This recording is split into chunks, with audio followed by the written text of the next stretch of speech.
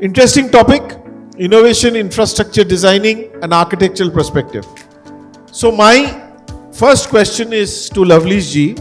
When we speak of Viksit Bharat 2047, what role do you see architectural design and infrastructure aesthetics playing beyond mere functionality?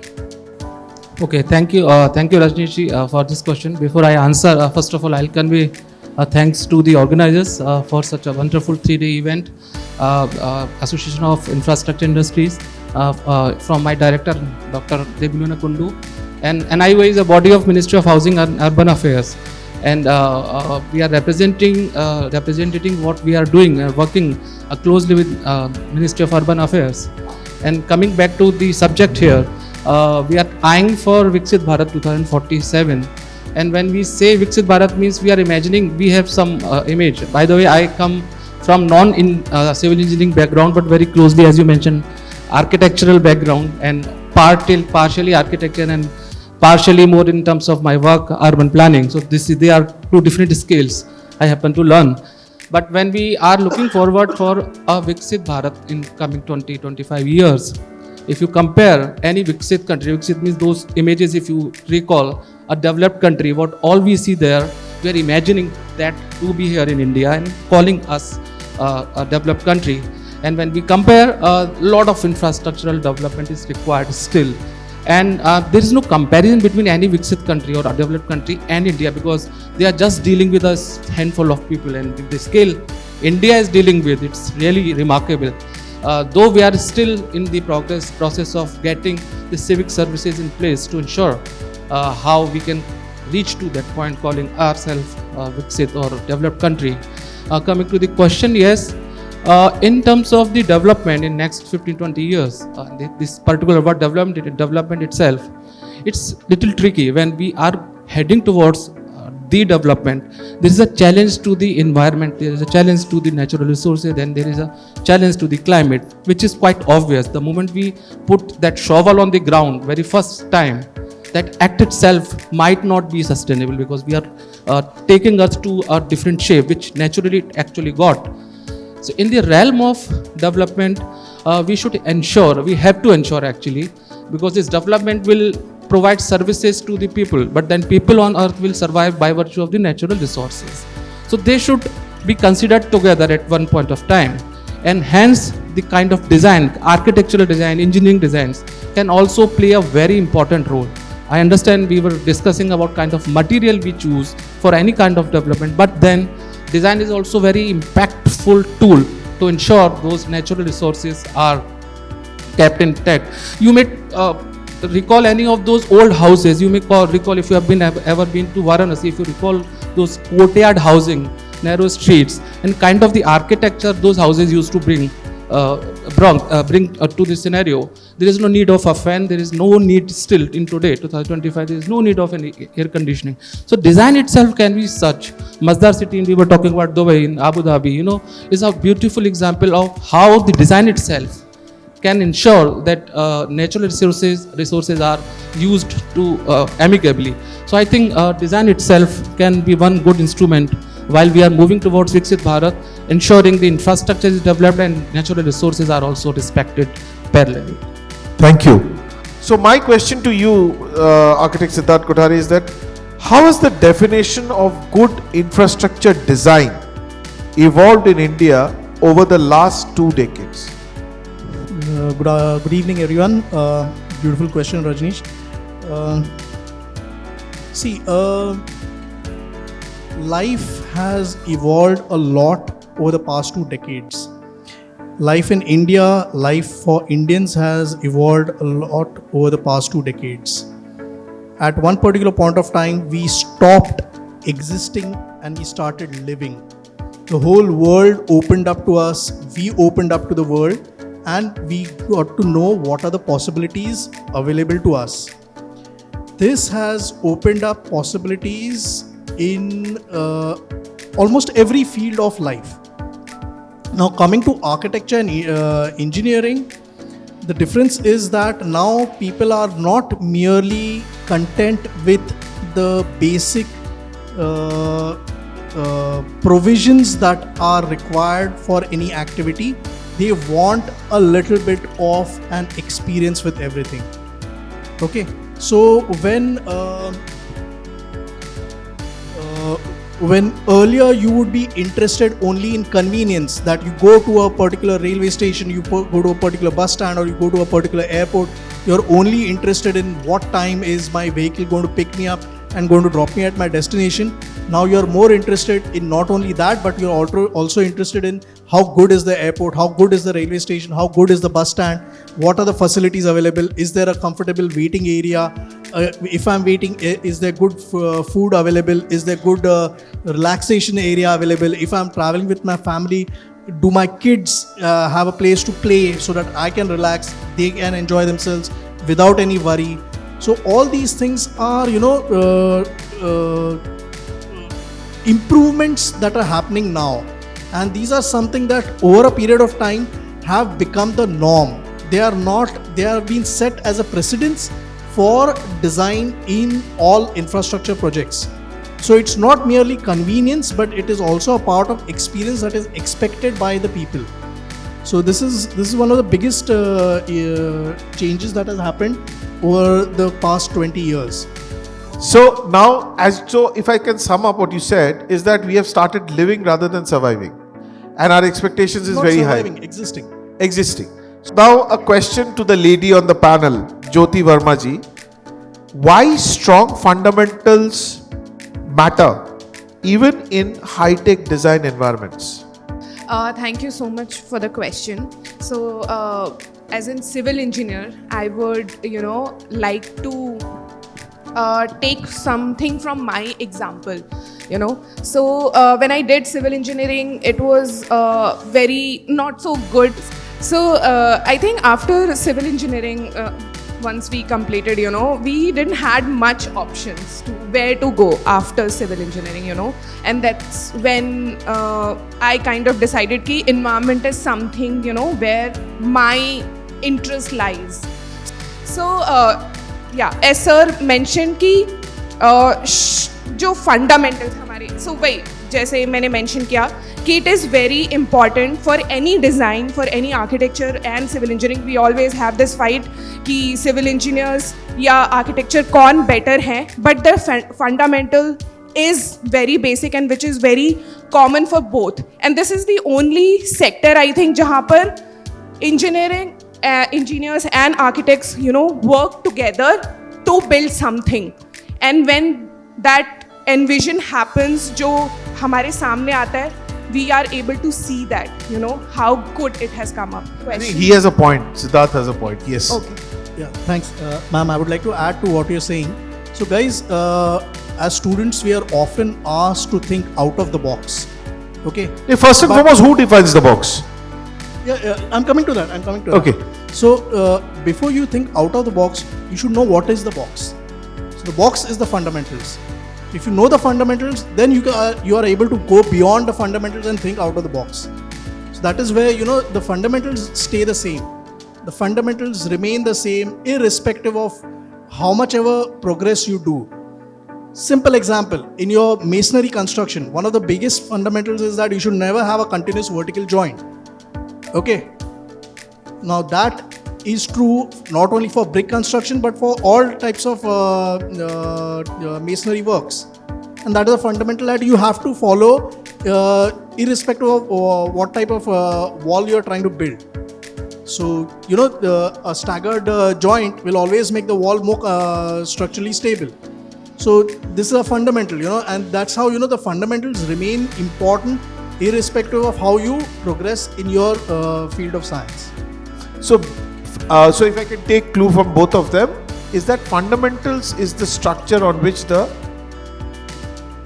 is basically something, a foundation on which the structure will stand. So fundamentals what bola. Now I'll come to Virendra Sunda ji. You are an experienced civil engineer. Sir, JDA, Chief Engineer, huge experience in civil engineering. ये लड़ाई आज खत्म ही करते हैं. How should civil engineers integrate engineering fundamentals, structural behavior, materials and constructability with architectural vision to create innovative yet safe infrastructure? क्या है, architects, sometimes architects, they want to make fancy things without understanding whether what would the cost of the thing would be, what is the safety of the structure. भड़ास देख रहे हो बन की?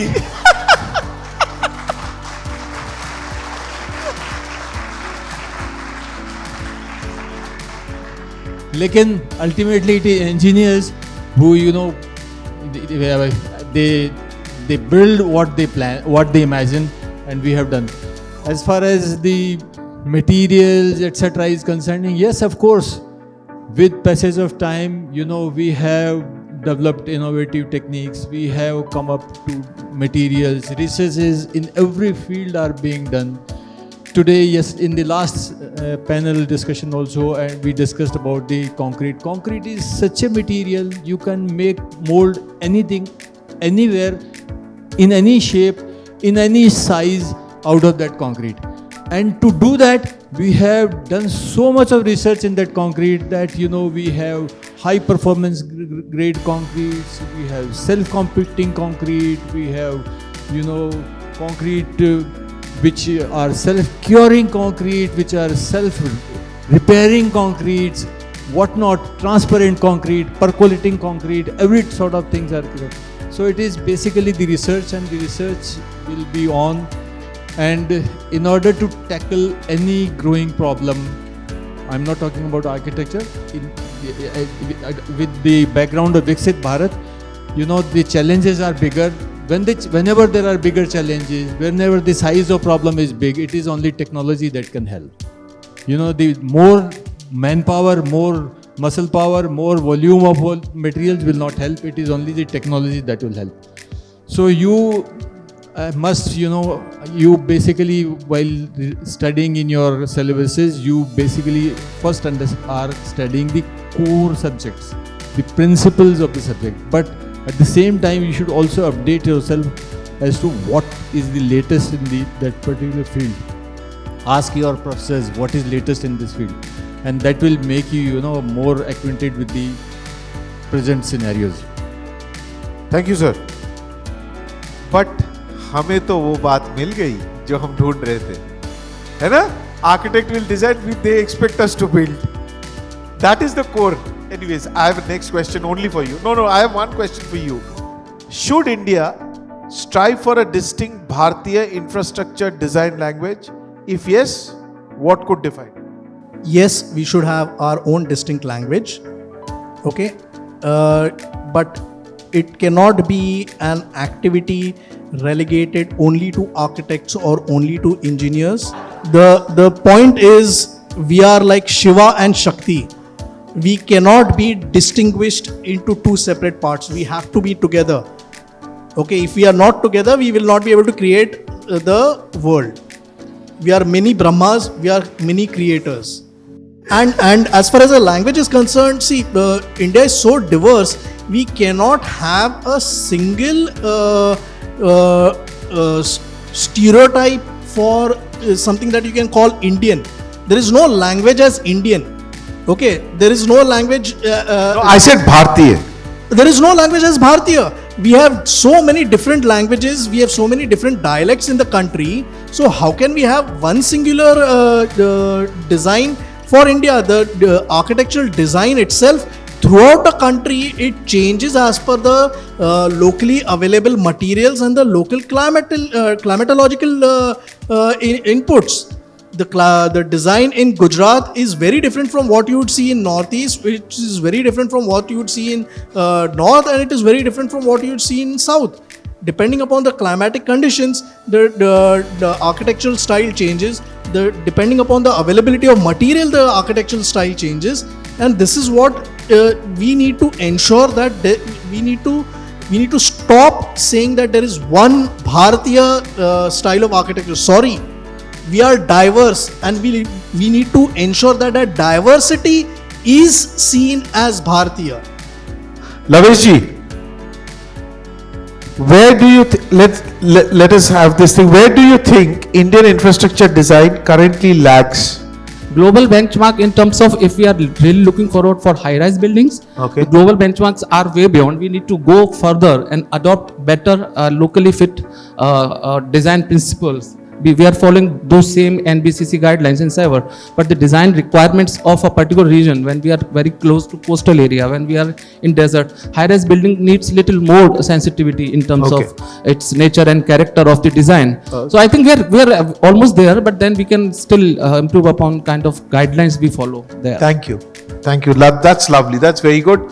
Jyoti ji, my question to you is that, so how do you think, how can design thinking, what do you think, how can design thinking improve outcomes in large public infrastructure projects such as airports, railway stations, highways and urban public spaces? So इसमें I would like to quote an example and उससे मैं ये answer करना चाहूँगी.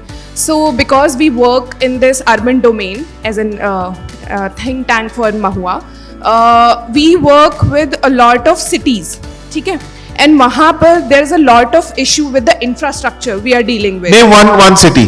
Pune, for example. Wow. Any Puneite? Umesh ji is here. You're only from Pune. Sorry.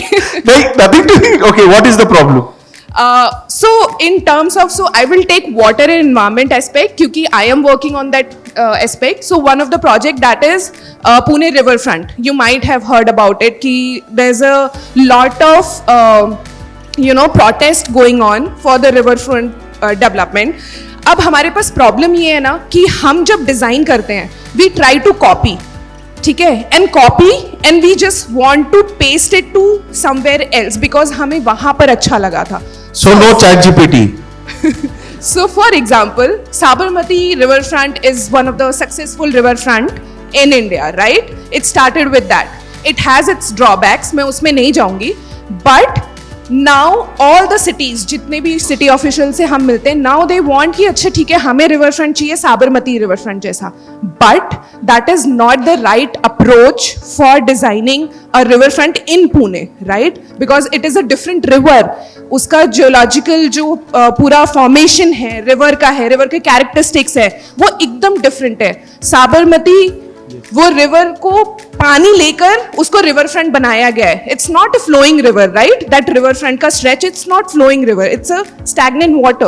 But Pune Mula Mutha दो river हैं जो मिलती हैं एंड वहां पर रिवर फ्रंट बना रहे हैं. So it is very important when you are designing as a engineer. जब आप आपके करियर में आगे बढ़ेंगे, आप शायद किसी सिटी में बैठे होंगे और आप जब ये डिजाइन करेंगे तो आपको ये सोचना है कि इसको डिजाइन करते वक्त मैं कैसे इसको सेंसिटिव बना सकता हूँ टूवर्ड्स, क्योंकि new thing is climate change और वो अब इट्स देयर, राइट? और उसको हम ये नेग्लेक्ट नहीं कर सकते कि नहीं climate change is not there. हर मॉनसून में we are facing flood, every summer we are facing water scarcity. So how these designs, these kind of projects which are large infrastructure projects, how can they be integrating the nature for solving some of the problems, not creating a different problem. तो आपका river front जब आप बना रहे हो तो वो दूसरा प्रॉब्लम क्रिएट नहीं कर रहा है. So you have to think in that perspective. For example Chenab river front, जो चेनाब ब्रिज है हमारा, why it is a marvel in India, why it is considered as a one of the marvels? Because उसको जो बनाया गया, it is considered as it can uptake all the climate variations, river का flow बढ़ेगा, earthquake आएगा, all those things have been considered. My question now to Virendra Sunda ji. चलो आप लोग नहीं पूछोगे, मैं ही पूछूंगा. Sir, infrastructure today is not a standalone asset, but part of a larger system. है ना? Transport, water, energy, and public spaces. How do you say that the students approach infrastructure design using system thinking? System thinking. Basically, infrastructure, what is infrastructure? Infrastructure is the spade work, the basis work, skeleton of the country, Infrastructure, as he says, can be highways, roads, can be airports, can be waterways, can be, infrastructure doesn't mean only the hard infrastructure. It can be soft infrastructure also. It can be digital also, etc. etc.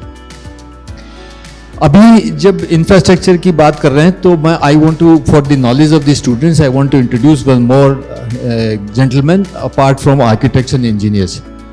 Whenever we are planning or creating infrastructure, there is one more gentleman called as town planner. He is also very important. Whenever we come up with new areas, neither engineers nor architects work. It is the town planner who envisages, who designs as to for what population I am designing, what should be the park areas for so much population, what should be the sewerage size for so much population, where all should be the police stations, what should be the frequency of electricity stations, etc. etc.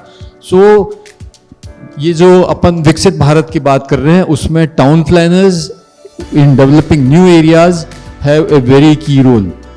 As far as infrastructure planning designing आपके level पर जो है, जो doctor साहब ने पूछा है, किसी भी इंफ्रास्ट्रक्चर को डिज़ाइन करने के लिए there are certain requirements. Suppose for example I am designing a infrastructure for water supply to a particular city. So there are certain design requirements. What is the minimum water supply required for? What is LPCD liters per capita per day required for a man? What is the size of population? How much will be the water required? What should be the size of trunk lines, lateral lines, etc. etc. Similar is the case with roads. Similar is the case for other things. So you should be aware of all these requirements. Whenever if you design a highway, when we design a highway, we take into consideration what is the load of the vehicles, what is the load of the commercial vehicles, what is the lane, how many lanes, lane widths, what is the direction of flow of the transport, the load of the transport, all that, and based on all that, there are softwares, there are formulas by which we can design all these infrastructure. Together with your studies, you should look into all these requirements of infrastructure development also. And these days there are softwares available for designing every damn thing, but softwares are secondary things. First you should know the basic principles and the basic requirements, and you should be able to do something with your hand initially. You can use the software for a larger problem, but you should know how to do it. Even if Mr. Joshi, he must be designing tall buildings through softwares, but as a principle he knows even if the software makes a mistake, he can immediately catch. No yaar, itna ye nahi ho sakta. Na, ye size nahi aa sakta. So basically you should know that fundamental first while you are learning how to design infrastructures. That's our time, ladies and gentlemen. Thank you so much. It was lovely speaking to you guys. And my students, I wanted more questions, but it's okay.